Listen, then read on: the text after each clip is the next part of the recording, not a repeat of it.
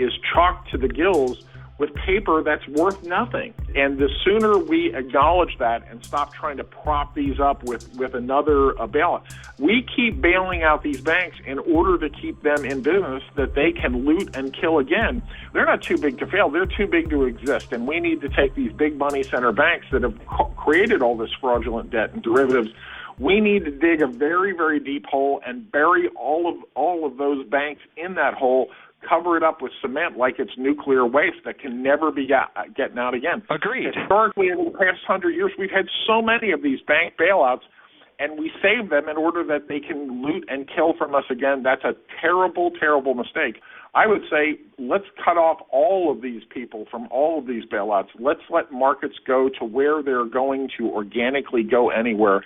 Let's get it over with, get all this debt washed out to sea so we can restart the system from scratch and without debt. Just to be clear, when you say we need responsibility in terms of price discovery and free and open markets, I don't think we're going to get that, and I don't think you can get that with $600 trillion in derivatives. So really, my point is the whole system needs to be wiped clean, like Bixweir has been saying, like Chris Duane has been saying, like a lot of these guys have been saying, and we need to start over at a level playing field for all, not just a level playing field for the bankers. It's been a stacked deck for the bankers, and we've had enough of that. I completely agree, and whatever the mechanism that gets us to that point where the old debts are wiped out and people can start over from scratch. I mean, part of it is, too, is if you think about, how many trillions of dollars of U.S. government debt exists that shouldn't exist at all because we're a country that can print money. We don't have to borrow it from banks. Right. That if all that debt was wiped out, people go, well, you just can't do that because every insurance company that has their portfolios in debt would be wiped out. And you just go, well, that means the reality is they're broke too. If everybody has to wipe out all this toxic debt, that is painful and it'll be terrible, but it's like pulling a Band-Aid off of your arm. It only is going to hurt for a second, and once those assets all adjust to what their true value is, we'll be able to start the system off on a fair and equitable basis. We'll all be better off to get to it sooner than later. I would like to suggest there is a potential Hail Mary pass.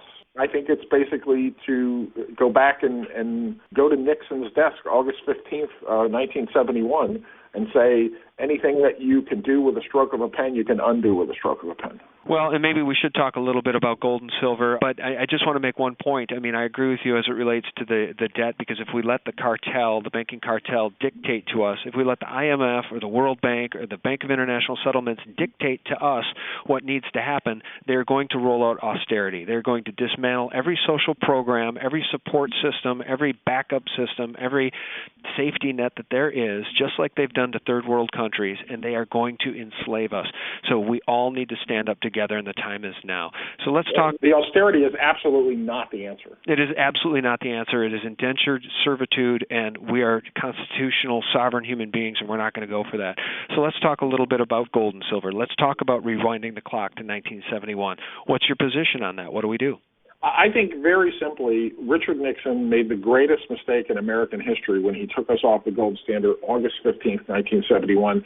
People say there's not enough gold around to reverse that, when in fact there's plenty of gold around. It's just that the price is far too low. Right. President Obama could easily go on TV and say, this is how much money we have in circulation. This is how much gold it is and silver we have in Fort Knox.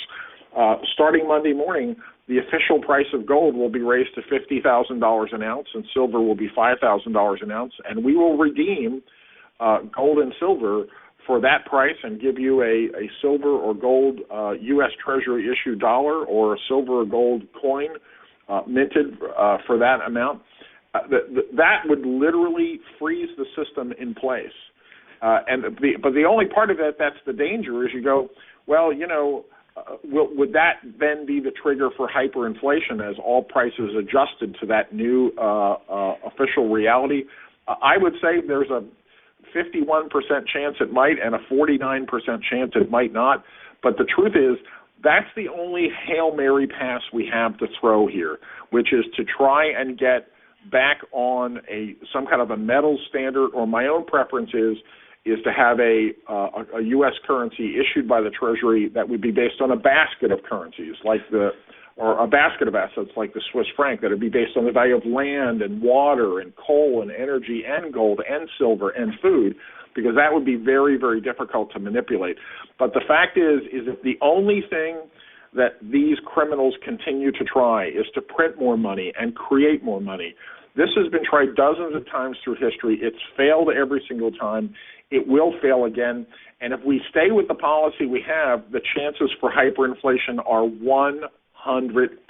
Yeah, that's what John Williams is saying, and that's what James Turk has come on record to say, that he believes hyperinflation is now 100% guaranteed. At some point in time, we're going to hit it.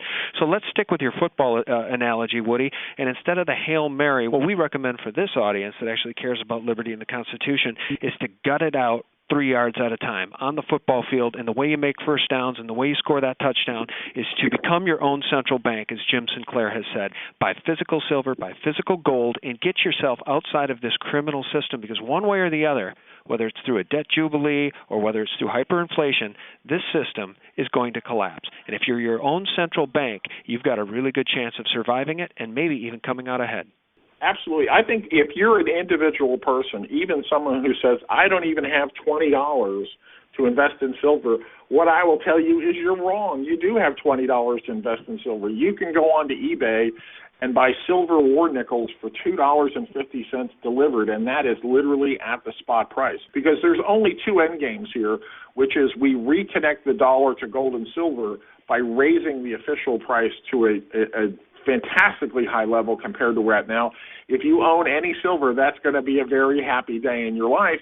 Or we continue on the road of Ben Bernanke and money printing, and we're going to get to those prices by hyperinflation. The difference is the hyperinflation is going to raise the prices of milk and fuel and everything else to the point people potentially are going to be starving to death in America, because this crisis is coming one way or the other, and if you own gold and silver and other provisions, you're going to end up in very, very good shape, while everybody around you is going to be in terrible shape.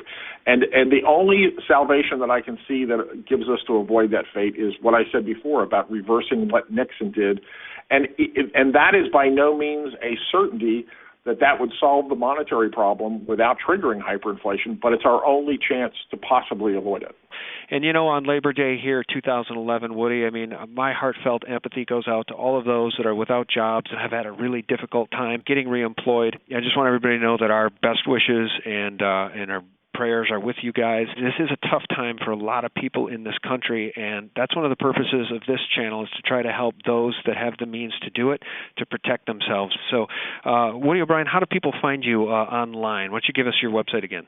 Just abolishfiatslavery.com. And if I could just say one thing to anybody who's out there who's unemployed and who is looking for a job in this really terrible economy, and I'm going to tell you what somebody told me 30 years ago: stop looking for a job and figure out how to create one. Think of something that you're good at and you enjoy doing. That'll be the thing that you'll be the most successful at and you'll make the most money at. As the guy that started the Sam Adams Brewery Company says, if you love what you do, you'll never work a day in your life. And if you can figure out what it is that you're good at, that people will pay you to do, don't find somebody else to put you on a payroll. Start a business doing that. Great advice. So Woody O'Brien, abolishfiatslavery.com. Thanks a lot. Always great to be with you. All right, take care, Woody. Well, friends, thanks for all your support. Be sure to check out sgtreport.com for all the latest.